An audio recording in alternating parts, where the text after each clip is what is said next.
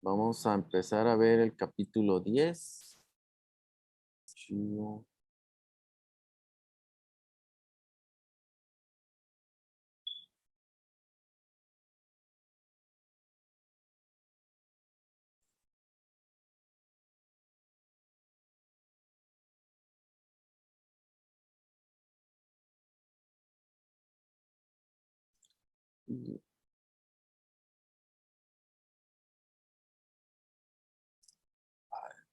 Dije, ¿y ese vato de lentes quién es? Pues es el Jerry.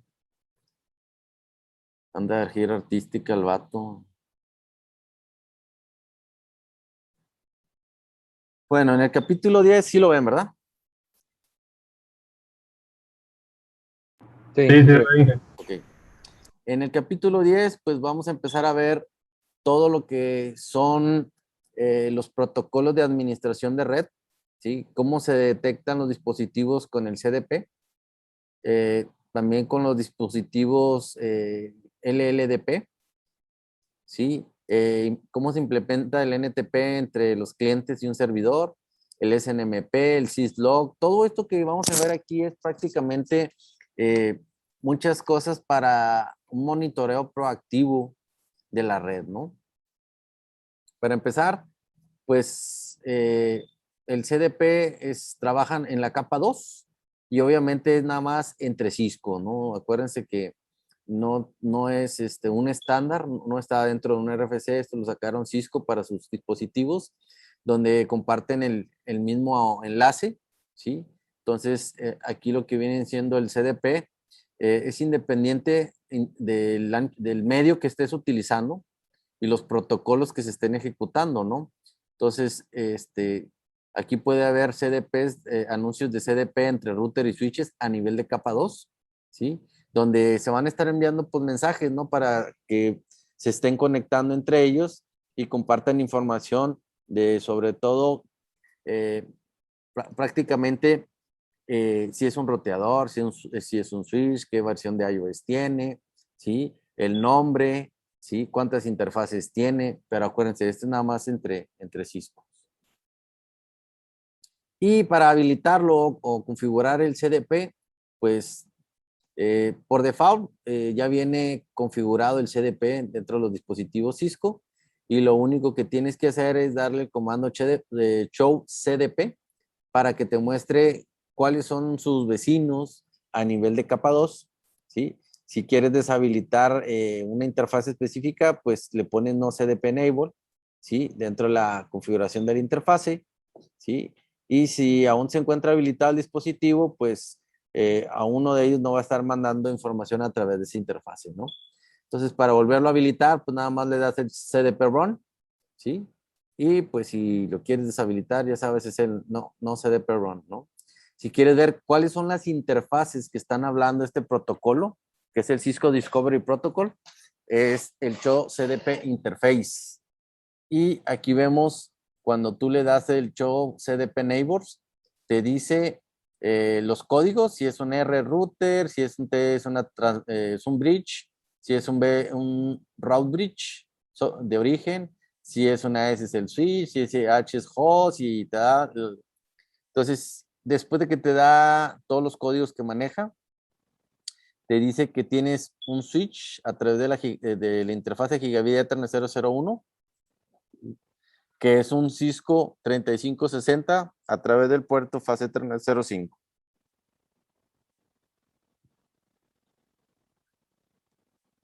Si tú le das el Show CDP Neighbor Detail, pues te va a dar detalladamente toda la información de ese vecino, en el cual te dice que es un switch 1 que tiene una IP tal, que es una plataforma 3560 de 24 puertos, ¿sí? Que maneja IGMP, está a través de la interfase 001 y también de entrada y de salida está por el puerto Fast Ethernet 05. Y bueno, pues aquí es una tarea de ustedes. Si nos vamos con el LLDP, ¿sí? Que es el protocolo de creación de capa de enlace, esto es muy similar al CDP, nada más que este sí es entre diferentes vendors. Aquí puedes tener switches de Cisco con ruteadores Tricom o viceversa, ¿no? Este sí es el estándar para cualquier dispositivo que ustedes puedan tener por ahí, ¿no? Entonces, funciona de la misma manera que el CDP, nada más que este sí es en diferentes vendors, ¿no? Entonces, si tú lo quieres configurar, pues tú tienes que entrar a la configuración del switch y ponerle el LLDP run para que lo habilites. Si se lo quieres, le tienes que decir por qué interfase, ¿sí? Y le tienes que especificar que va a transmitir ese protocolo y que va a recibir ese protocolo. Cierras la configuración de la interfase y le das el show LLDP y te dice la información de que va a estar mandando anuncios cada 30 segundos y que si después de 120 segundos, pues te lo va a detectar como muerto y también que dentro de las interfaces, pues se van a realizar un retardo de 2 segundos, ¿no? Entonces, si tú le das el show LLDP neighbors, pues igual te va a mandar los códigos y en este caso te dice que es un router 1 a través de la fase Ethernet 05 de entrada y de salida es de la gigabit Ethernet 01 que está conectado a un switch 2 en la fase Ethernet 01 y que está como bridge. ¿Sí la ves bridge? Sí, aquí está. Como bridge en la fase Ethernet 01, ¿no? Y te dice el total de dispositivos que están descubiertos a través de este protocolo, que en este caso son 2, ¿no? Aquí tenemos, si quieres ver a detalle los vecinos que están hablando de este protocolo, pues tú le das el comando show LLDP neighbor details y te va a proporcionar toda la información qué chasis es, qué puerto, qué descripción tiene, qué nombre tiene ese equipo, qué sistema operativo está utilizando, y, y te da que es un bridge, que está como root, que también está habilitado como router. Entonces te da toda la información a detalle del dispositivo, ¿no? De tu vecino, no te está dando el tuyo. Si te fijas, aquí estás tú en el switch 1 y te está dando toda la descripción de tu vecino, que en este caso es un router. Bueno, este es de ustedes. Y ahora tenemos el NTP.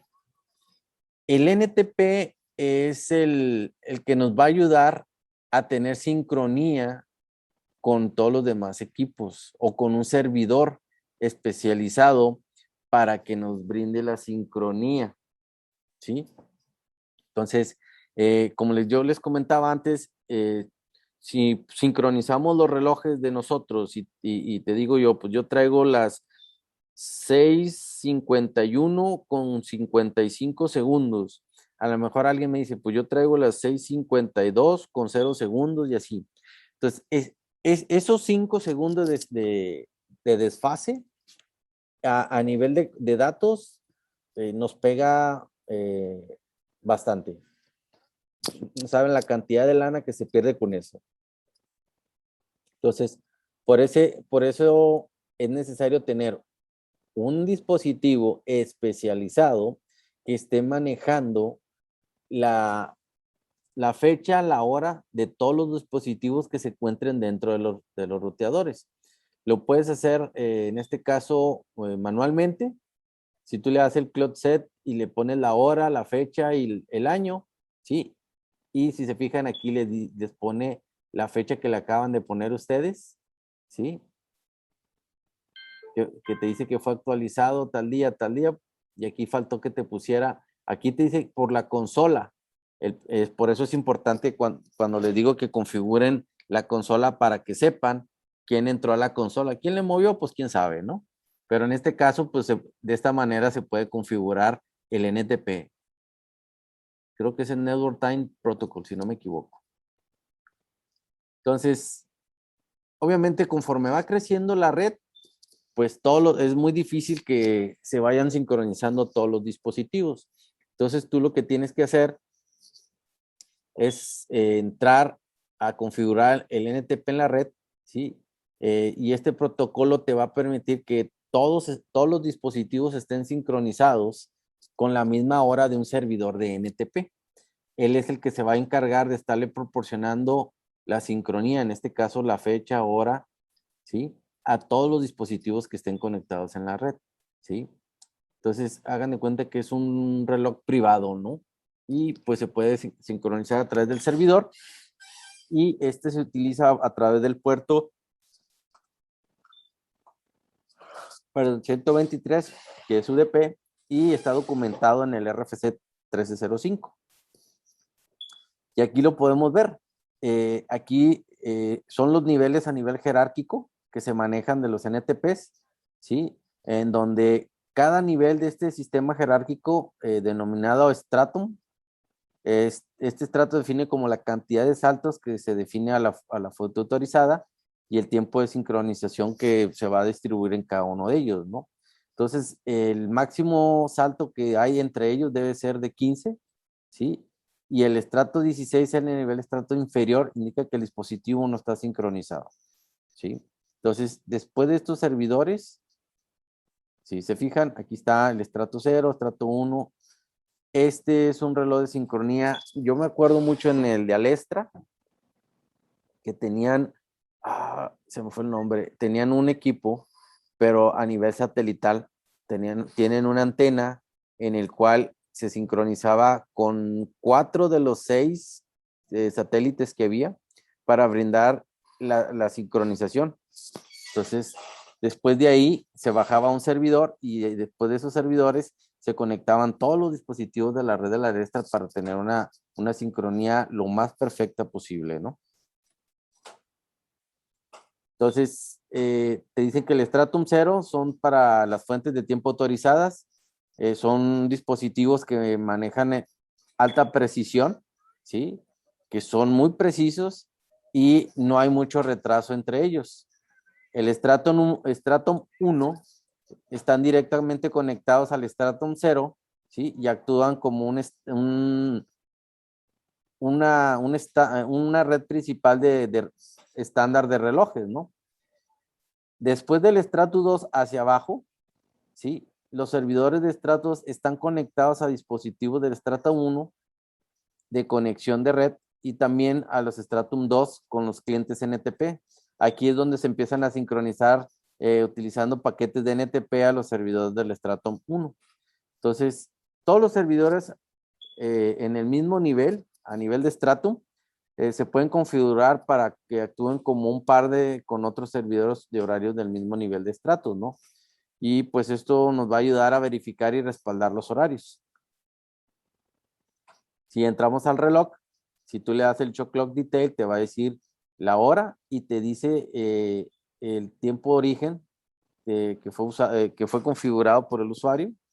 Si tú le pones el NTP Server, tienes que direccionarlo hacia ese servidor, te sales y le das el Show Clock Detail y ahora te dice que la sincronía o el tiempo lo va a tomar de un NTP en lugar de un usuario. ¿Sí? Si tú le das el comando show NTP association, ¿sí? Aquí lo que te va a dar es que te va a dar el direccionamiento del servidor y aquí te pone GPS, que es el Global Position System, en el cual te va a decir cómo es que está tomando esa sincronía. Y si tú le das el show NTP status, te dice que está sincronizado el reloj a nivel de estrato 2 y que tiene una referencia de este servidor, ¿sí? Prácticamente aquí lo que estamos viendo es algo que no se maneja mucho en los laboratorios que nosotros manejamos aquí.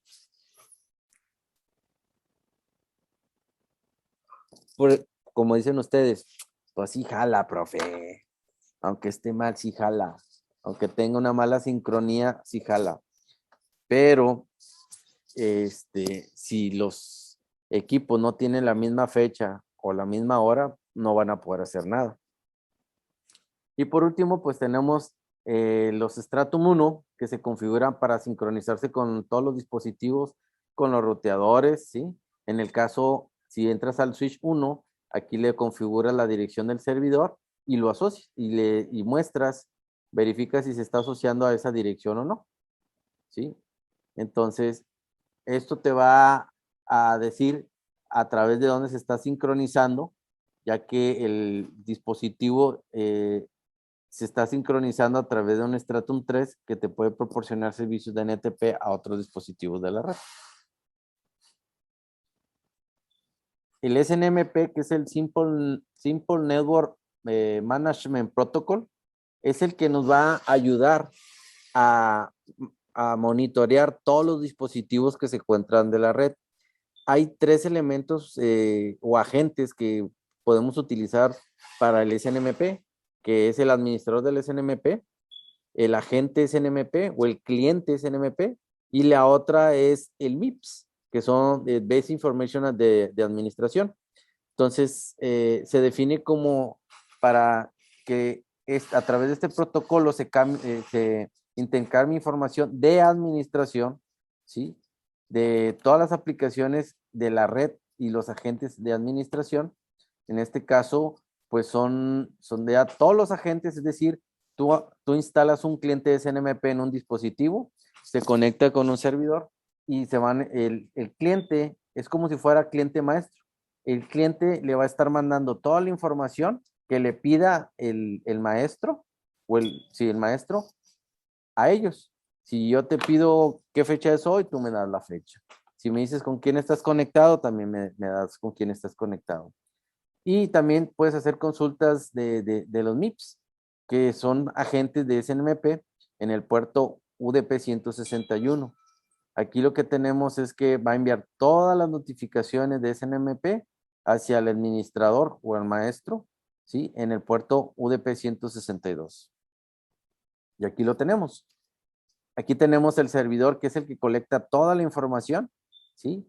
Y en el cual él está solicitando información y ellos están mandando los traps.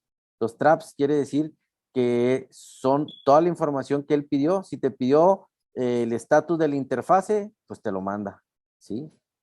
Así es como funcionan todos los monitoreos hoy en día a través del SNMP o a través de MIPS, ¿sí? Y bueno, aquí está cómo opera el SNMP. Primero que nada le da un GET request, ¿sí? En donde tú le mandas solicitar al dispositivo, mándame esta información, ¿sí? Y luego después te da un get next request, donde se recupera el valor de una variable dentro de la tabla y el administrador CP no necesita saber el nombre exacto de la variable. Entonces se realiza la búsqueda secuencial y encuentra la variable y se le envía dentro de la tabla. Y la otra es el get bulk request, es donde se mandan grandes bloques de datos con n cantidad de información, donde pues aquí lo que hacen es mandar información y el servidor empieza a ver qué información me está mandando y yo tomo lo que lo que yo necesito en ese momento, o si yo le puedo ir toda esa información, pues me lo hace llegar, ¿no? Y el response, perdón, es pues obviamente es la respuesta al get request o al get net request o al set request, ¿sí? Y el último es el set request, que es donde se almacena el valor de una variable específica. Aquí podemos obtener una variable, ¿sí? De los MIPS, donde el SNMP realiza funciones de respuesta del GET request a nivel de administrador de PDU dentro de la red. Entonces, el agente obtiene el valor de la variable de la MIP solicitada y responde, en este caso, al administrador. Si se fijan, aquí le dice a través de un MIP, ¿sí? Una variable MIP, quiero que me encuentres la interfase gigabit Ethernet 0 si está arriba o no. Manda la información al router, el router genera la tabla y se la hace llegar a él. ¿Sí? Entonces, ¿qué es lo que hace el ruteador? Prácticamente, pues tú quieres saber sobre la interfase gigabit Ethernet 000, pues yo nada más te voy a mandar información sobre esa y donde le manda un mensaje si está activa o no está activa, si está arriba o no está arriba. Hoy en día, pues como saben, han ido adelantándose las versiones. El SNMP, el primer SNMP que salió fue en el RFC 1157, ¿sí? pero debido a que era muy hackeable, pues lo actualizaron al RFC 1901 y 1908. ¿Sí? Aquí se necesitaba un método de autenticación para poder solicitarle a los agentes o a los dispositivos que te mandaran información, ¿sí? El problema fue que era mucha información, ¿sí? Y así como había muchos mensajes de error muy detallados, entonces, pues como que no convenía tener mucha basura de lo que yo estaba pidiendo. Y el último que se está manejando hoy en día es el SNMP versión 3, que está referenciado al RFC 3410 y 3415. Ahí se utiliza la autenticación de nombre del usuario, ¿sí? Donde va a proporcionar, pues obviamente, seguridad, dado a que utiliza encriptación del HMAC o DMD5 o del HMAC con el SHA y el cifrado mediante de los Ds o 3Ds o el AES, según lo que ustedes eh, quieran hacerlo, ¿no? Las comunidades, ustedes deben de generar una comunidad que puede ser de pura lectura o de lectura y escritura. Normalmente se le da a la comunidad de solo lectura para que, para que todo este tipo de información, cuando accesan las variables MIP, no te permita cambiar estas variables, simplemente nada más los lee y los lleva, ¿sí? Debido a que pues hay que ver la seguridad, ¿sí? Y muchas organizaciones usan el SNMP versión 2C, que es simplemente de pura lectura.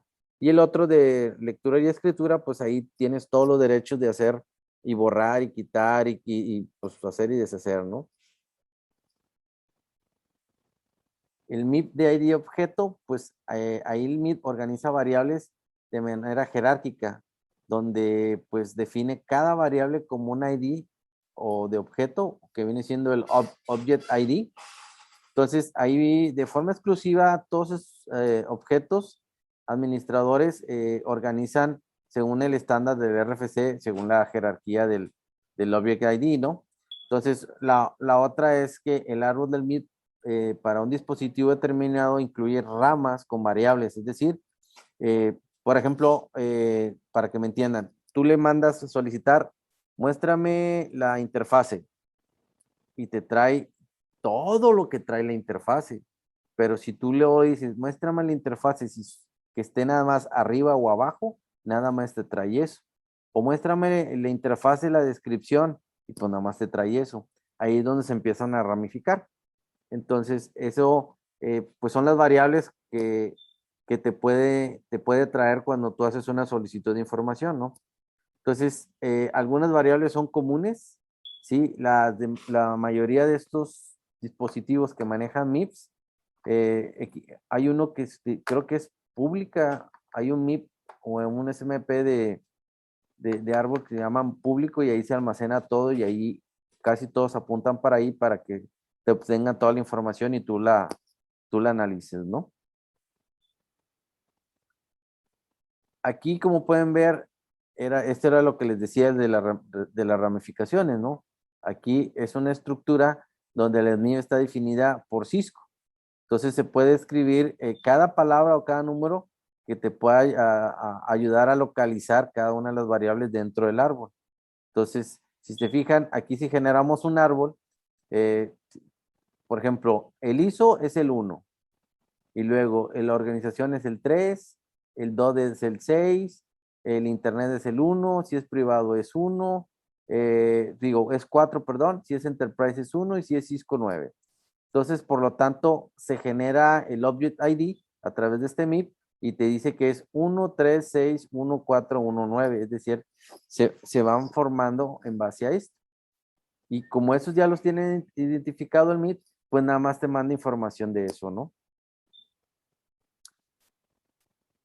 Aquí es cómo puedes utilizar o ver cómo se está utilizando el CPU durante un periodo de tiempo mediante dispositivos de sondeo.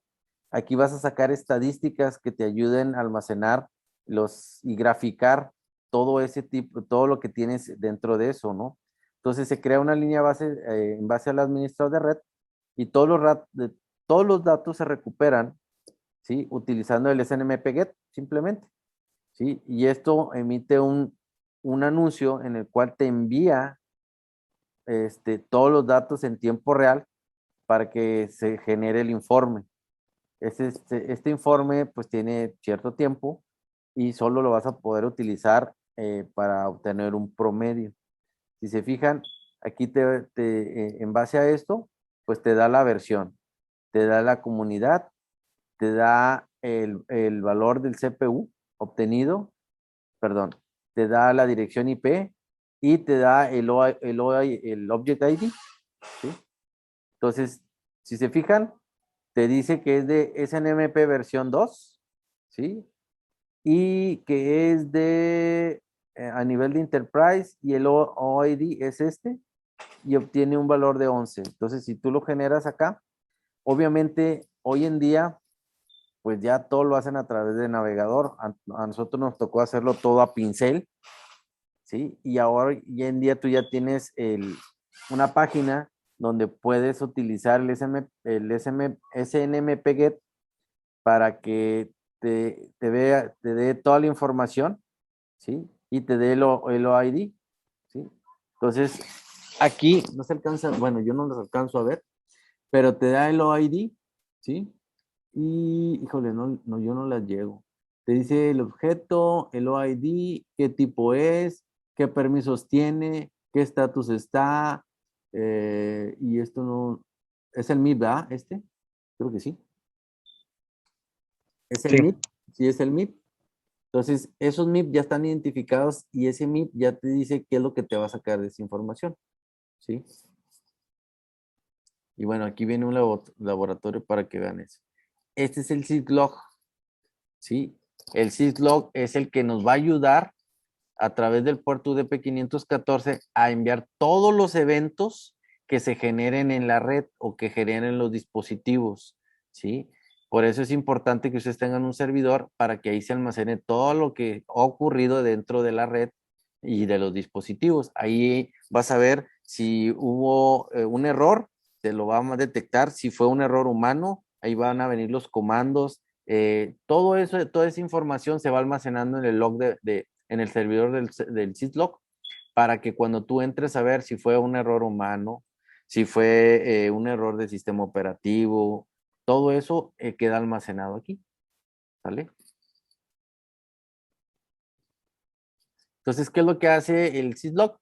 Pues primero que nada empieza a mandar mensajes del sistema con un debug a un proceso registrado localmente y esta configuración se puede enviar mediante mensajes a través de la red de un servidor, obviamente externo, donde se pueda recuperar sin necesidad de accesar el dispositivo.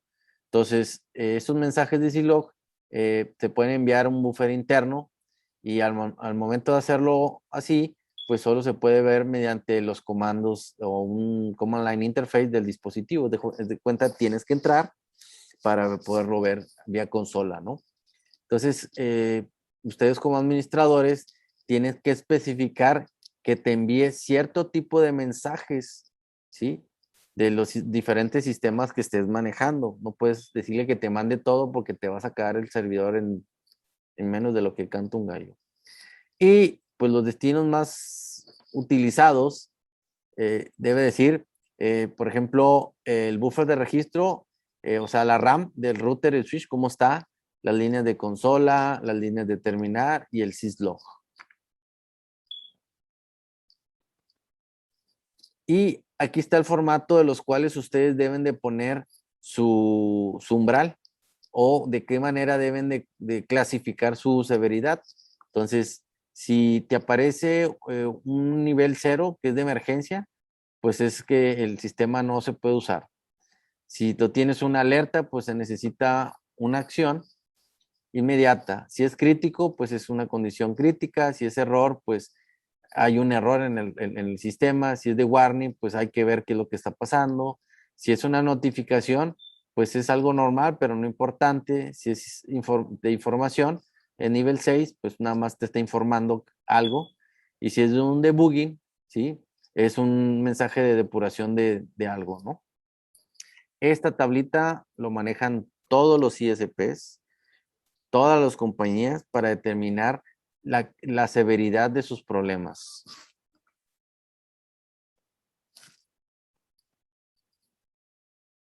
Aquí, pues, algo de lo que ustedes deben estar viendo dentro del syslog es que se informen los routers con qué sistema operativo deben de estar y qué deben de incluir. Pues la IP, el protocolos OSPF, sistemas operativas, la seguridad de IP, las interfaces, todo ese tipo de información. Entonces, si tú, por ejemplo, tienes este tipo de anuncio, ¿sí?